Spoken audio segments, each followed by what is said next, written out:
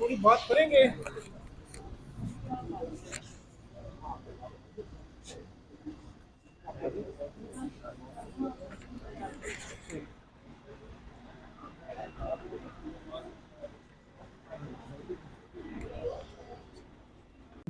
फिर इसके बाद हमने जो जो मुलजमान इसमें बरी हुए हैं उनके ख़िलाफ़ भी हमने एक अपील फ़ाइल की हुई है। फिर कुछ जो मुलजमान हैं या जो कॉन्विक्ट्स हैं उनको कम सज़ाएँ हुई हैं, उनके बारे में भी हमने निगरानी फ़ौजदारी वो भी फ़ाइल की हुई है।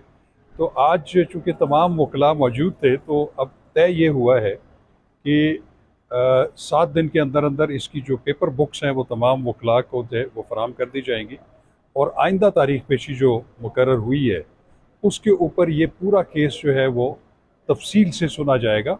उसमें अपीलें भी शामिल हैं, उनकी मर्डर रेफरेंस भी शामिल है, हमारी क्रिमिनल जो है वो रिवीजन भी शामिल है और हमारी अपील अगेंस्ट एक्विटल और उन्होंने जो ज़मानतों की भी दरख्वास्तें दी हुई हैं 2 की तरफ से, वो तमाम जो है वो केस ओपन हो जाएगा और वो उसकी समाअत जो है मेरे ख्याल में डे टू डे बेसिस पे या बहुत जल्द हो जाएगी। और मैं समझता हूँ कि ये अगली तारीख से ये केस जो है बाकायदा हाई कोर्ट में ओपन हो जाएगा और कुछ दिनों की समाअत के बाद ये अपने पाए तकमील तक पहुँच जाएगा। ठीक हो गया। बिस्मिल्लाहिर्रहमानिर्रहीम। अस्सलाम वालेकुम नाजरीन, मैं हूँ साकिब बशीर। इस्लामाबाद हाई कोर्ट में इस वक्त मौजूद हैं। यहाँ पे थोड़ी ही देर पहले नूर मुकद्दम कत्ल केस की जो अपीलें हैं उन पर समाअत हुई है। वो अपीलें आज भी वो आगे नहीं बढ़ सकी। 24 फरवरी को इस केस का फैसला आया था और आज 14 सितंबर है। आज भी वो केस जो है वो बज़ाहिर ज़ीरो पे खड़ा है।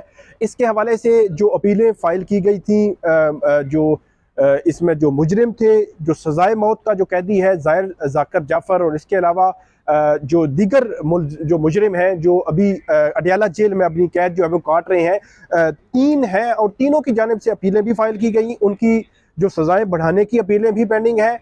जिनकी एक्विटल हुई, जो बरी हो गए थे, उनकी अपीलें भी यहाँ पे पेंडिंग है। इसके अलावा जो स्टेट है उसकी जानिब से अलग से अपीलें फाइल की गई हैं, मुद्दई मुकदमा की जानिब से अलग से अपीलें फाइल की गई हैं, मुजरिमों की जानिब से अलग हैं। तो सारी अपीलें जो है वो इकट्ठी चल रही हैं। यहाँ पे इस्लामाबाद हाई कोर्ट के जस्टिस आमिर फारूक, उनकी सरबराही में 2 रुकनी बेंच इस केस की समाअत कर रहा है।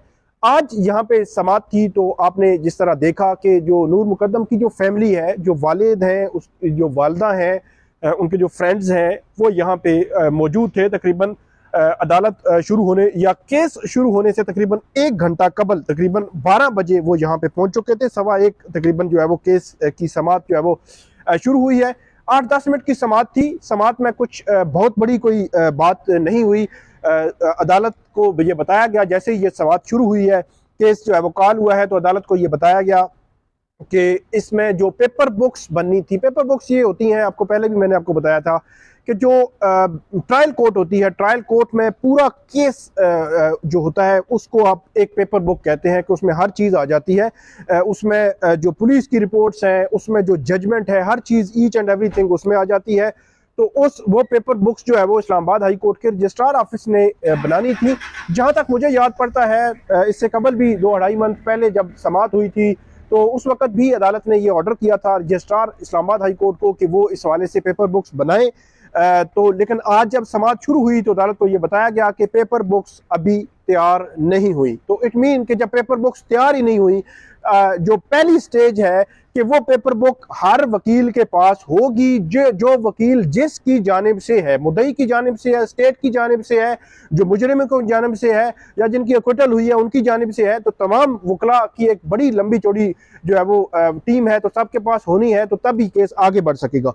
समाअत शुरू हुई तो अदालत ने 1 बाय 1 जो है वो केसेस को जो है वो पूछना शुरू किया।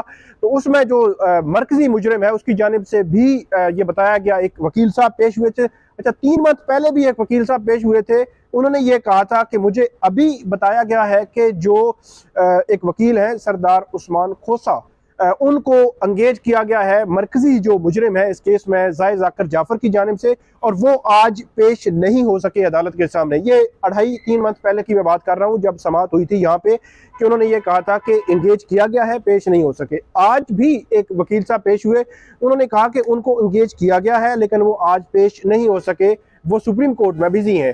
तो अदालत ने कहा कि ठीक है, उसकी जानिब से जेल अपील आई हुई है। तो जेल अपील का तरीकाकार ये होता है कि उसके लिए अदालत किसी को वकील मुकर्रर करती है, लेकिन जब वकील उसकी जानिब से किसी ने मुकर्रर करा दिया है तो अब अदालत की जानिब से अलग से वकील मुकर्रर करने की जरूरत नहीं है। अदालत को ये जो असिस्ट किया गया वकला की जानिब से, शाह खावर है, दीगर जो वकला हैं, तमाम की जानिब से अदालत को बताया गया कि इस केस की मराहिल क्या क्या हो सकते हैं।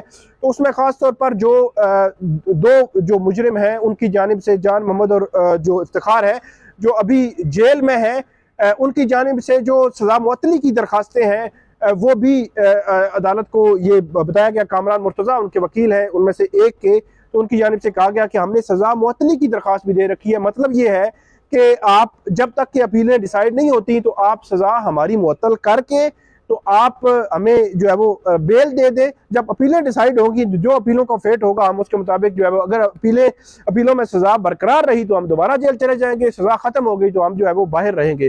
तो वो अदालत ने कहा है कि वो भी हम नेक्स्ट स्टेज पे हम जो देखेंगे कि उसको किस तरह लेके चलना है। अदालत जो है वो अदालत उस पे भी आर्गूमेंट सुन सकती है, लेकिन अभी फाइनल नहीं हुआ कि किस स्टेज पे सुनेंगे अदालत जो है वो।